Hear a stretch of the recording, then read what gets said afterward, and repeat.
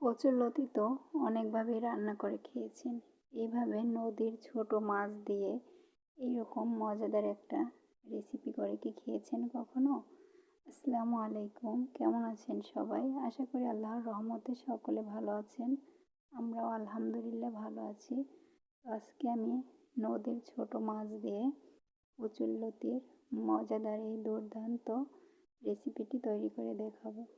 তো প্লিজ আপনারা কেউ ভিডিওটি স্কিপ করবেন না, দয়া করে একটা লাইক দিয়ে সম্পূর্ণ ভিডিওটি দেখা শুরু করবেন। তো চলুন শুরু করি এই মজার রেসিপিটি। দেখতে যেমন লোভনীয়, খেতেও কিন্তু মাশাআল্লাহ দুর্দান্ত হয়। তো আপনারা অবশ্যই একবার ট্রাই করবেন। তো আজকে আমি নদীর এই যে ছোট ছোট মাছ দিয়ে কচুরলতিটা রান্না করব। তো এজন্য আমি এখানে কিছু নদীর এই যে ছোট ছোট মাছ নিয়েছি। মাছটাকে দেখতে কিন্তু ইলিশ মাছের মতোই একেবারে। এই যে মাছটা ছোট কিন্তু দেখতে খুবই সুন্দর, একেবারে ইলিশের মতো মনে হয়। ইলিশেরই বাচ্চা নাকি ছোট, জানি না এই মাছটাকে কি বলে, আপনারা যদি কেউ চিনে থাকেন বলবেন। তো তারপরেই তো দেখুন এখানে আমি কয়েকটা কচুরলতি এই যে কেটে ধুয়ে পরিষ্কার করে নিয়েছি যেরকম ছোট ছোট করে। আর এই কচুরলতিটা কিন্তু মোটা যে কচুরলতি হয় সেগুলো। আর তার সঙ্গে আমি নিয়েছি যেরকম পাতলা করে আলু কেটে নিয়েছি, চাক চাক করে, দেখতেই পাচ্ছেন। এই তো এগুলো কিন্তু আমি ধুয়ে পরিষ্কার করে নিয়েছি। আর এখন আমি এই যে মাছগুলোতে একটু সামান্য লবণ হলুদ মেখে মাছটাকে ভেজে নিব। রান্নাটা কিন্তু খুবই ঝটপট এবং মজাদার হয়। রান্নাটা করতে কিন্তু বেশি সময় লাগে না। তো এই তো আমি চুলায় একটা কড়াই বসিয়ে তেল গরম করে মাছগুলো দিয়ে দিয়েছি। যেহেতু ছোট ছোট অল্প মাছ, তো আমি সবগুলো একসঙ্গে দিয়ে খুব ভালো করে কড়া করে মাছগুলোকে ভেজে নিচ্ছি, নাহলে ছোট ছোট মাছ ভেঙে যেতে পারে। আর মাছটা কড়া করে ভেজে নিলেই কিন্তু খুব ভালো হয়। এই তো দেখুন মাছটা খুব সুন্দর করে ভেজে তুলে নিয়েছি।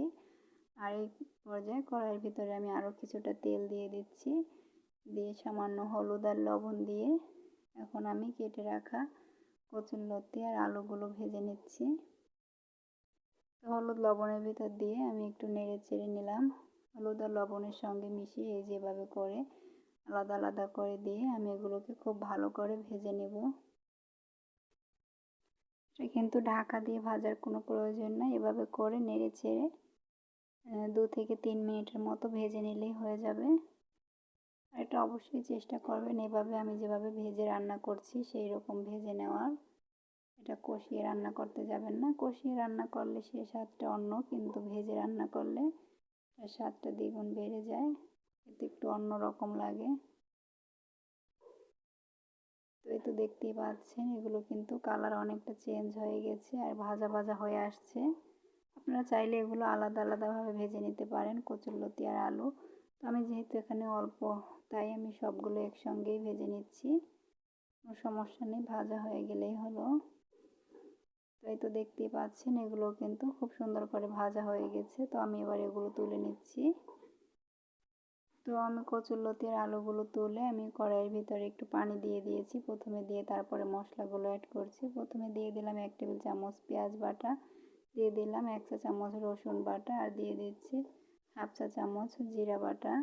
তো দিয়ে একটু নেড়ে চেড়ে আমি দিয়ে দিলাম 1/2 চা চামচ হলুদ গুঁড়ো আর 1 চা চামচ মরিচের গুঁড়ো, দিয়ে দিচ্ছি স্বাদ অনুযায়ী লবণ। তো এখানে আমি আর কোনো মশলা অ্যাড করব না। এবার আমি মশলাটাকে খুব ভালো করে কষিয়ে নেব।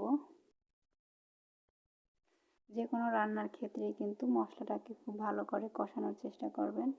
তো মশলাটাকে আমি তেলের সঙ্গে একটু নেড়ে চেড়ে তারপর এখানে আমি সামান্য একটু পানি দিয়ে দিচ্ছি, দিয়ে মশলাটাকে এই পানির ভিতরে খুব ভালো করে কষিয়ে নিচ্ছি। তো মশলা থেকে যখন তেলটা ছেড়ে আসবে তখন বুঝতে হবে যে মশলাটা কষানো হয়ে গেছে। তো দেখতেই পাচ্ছেন মশলাটা কিন্তু খুব ভালোভাবে কষানো হয়েছে আর মশলা থেকে খুব সুন্দর একটা ফ্লেভার বের হয়েছে। তো এই তো এখন আমি ভেজে রাখা কচুরলতি আর আলুগুলো দিয়ে দিলাম। এগুলো দিয়ে আমি মশলার সঙ্গে খুব ভালো করে মিশিয়ে নিচ্ছি। তো এভাবে করে আমি নেড়ে চেড়ে মিশিয়ে আমি 1 মিনিট ঢাকনা দিয়ে ঢেকে এটাকে কষিয়ে নিব। 1 মিনিট ঢাকনা দিয়ে ঢেকে আমি এটাকে কষিয়ে নিচ্ছি। তো ঢাকনাটা আমি তুলে নিচ্ছি, দেখতেই পাচ্ছেন এটা কিন্তু পানিটা একেবারেই শুকিয়ে গেছে। তো আমি একটু নেড়ে চেড়ে নিচ্ছি, নিয়ে এ পর্যায়ে আমি এখানে পানি দিয়ে দিচ্ছি। তো ঝোলটা দিয়ে দিচ্ছি। এগুলো যেহেতু আমি আগে থেকে ভেজে নিয়েছি তাই বেশি কষানোর প্রয়োজন নেই। এই তো আমি এখানে পরিমাণ মতো পানি দিয়ে দিলাম।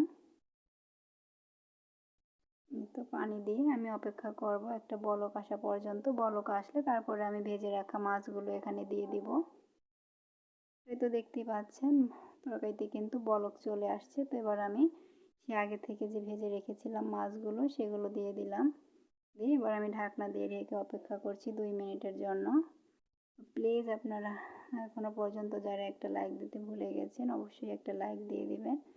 আর আজকে আমার রেসিপিটি যদি ভালো লাগে তাহলে আপনার ফ্রেন্ডসদের সঙ্গে শেয়ার করে দিবেন। এই তো দেখুন আমি 2 মিনিট পরে ঢাকনাটা খুলে নিয়েছি। তো আমার আলু আর কচুগুলো সিদ্ধ হয়েছে কিনা আমি একটু চেক করে নিলাম। তো খুব সুন্দরভাবে সিদ্ধ হয়েছে। তো এই তো চুলাটা আমি বন্ধ করে নিয়েছি। তো এই তো দেখুন মাশাআল্লাহ আমি কিন্তু একটা বাটিতে তুলে নিয়েছি। আর দেখতেই পাচ্ছেন কতটা লোভনীয় হয়েছে, কালারটাও কত সুন্দর আসছে। আপনারা দেখে হয়তো বুঝতে পারেন এখানে অনেক পরিমাণে ঝাল হয়েছে, তেল বেশি হয়েছে। না, এখানে কিন্তু তেমন ঝাল হয় নাই। হ্যাঁ, একটু ঝাল ঝাল না হলে খেতে ভালো লাগে না। তবে এই তরকারিটাই কিন্তু বেশি ঝাল হয় নাই, খুবই মজার হয়েছিল। আর যেহেতু এই ছোটো ছোটো মাছগুলো কড়া করে ভেজে নিয়েছি, মাছগুলো কিন্তু একটুও বাছতে হয়নি কাঁটাগুলো।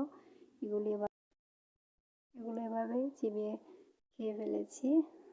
তো খুবই মজার হয়েছিল আজকের রেসিপিটি।